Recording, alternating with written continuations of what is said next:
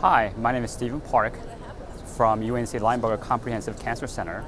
At this year's ASCo annual meeting, I presented a phase 2 trial of ABVD followed by Brentuximab Vedotin in patients with limited stage non-bulky Hodgkin lymphoma. So this is the study design. It was a phase 2 multicenter study in newly diagnosed limited stage non-bulky Hodgkin lymphoma. In this study, patients received 2 cycles of ABVD and had interim PET scan. If they had favorable disease at baseline with negative interim PET scan, they went on to receive 6 cycles of Brentuximab Vedotin. If they had favorable disease with positive interim PET scan or unfavorable disease with negative PET scan, they went on to receive 2 additional cycles of ABVD followed by Brentuximab Vedotin. If they had unfavorable disease at baseline with positive interim PET scan, they went on to receive 4 additional cycles of ABVD followed by Brentuximab Vedotin. At the end of therapy, we obtained another PET scan. If PET scan was negative, patients received no further treatment. If PET was positive, involved-field radiation therapy was recommended. So the primary objective of this study was to estimate the proportion of patients who are PET negative after ABVD followed by BV consolidation in limited stage non-bulky Hodgkin lymphoma. Secondary objectives included estimation of response rates after ABVD followed by BV consolidation, to estimate the conversion rate to CR after BV in patients with PR at the end of ABVD therapy, and to estimate the 5-year progression-free survival, and to characterize the toxicity and tolerability of BV when it was given after ABVD, and finally, to measure cytokine levels such as TARC to correlate with clinical outcomes. The total of 41 patients were enrolled over 6 sites from April 2012 through December 2015. 1 patient was not evaluable due to a change in diagnosis during ABVD treatment.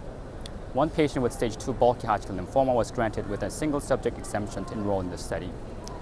And the majority of patients received 4 or less cycles of ABVD. 27.5% of patients received 2 cycles of ABVD. 65% of patients received 4 cycles of ABVD, and only 7.5% of patients received more than 4 cycles of ABVD. This table shows the patient characteristic at baseline.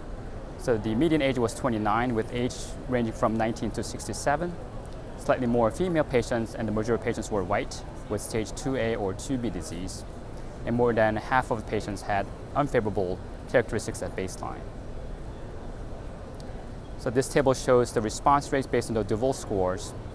At the time of interim PET scan after 2 cycles of ABVD, 72.5% of patients achieved Duval score 2 or less.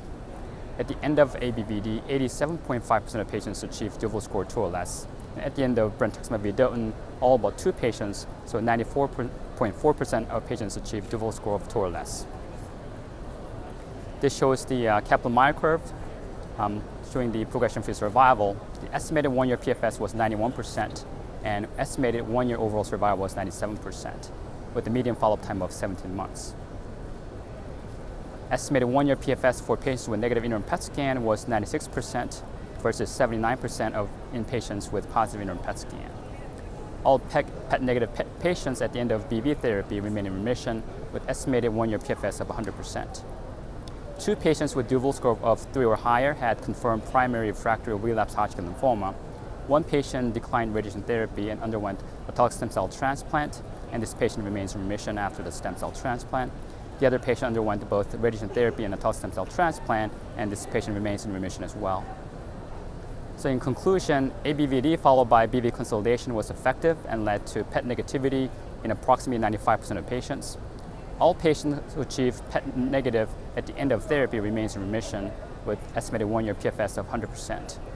About a quarter of patients only received 2 cycles of ABVD followed by Brentuximab Vedotin, and all of them remain in remission. This data indicate that the amount of conventional chemotherapy could be reduced using this approach. Patients who had positive PET scan at the end of therapy were successfully treated with autologous stem cell transplant with or without radiation therapy. However, a longer follow-up is needed, and we plan to evaluate 5-year PFS. Lastly, new regimens incorporating novel targeted agents need to be investigated further to improve efficacy while minimizing short-term and long-term complications associated with conventional chemotherapy and radiation therapy in Hodgkin lymphoma. Thank you for listening.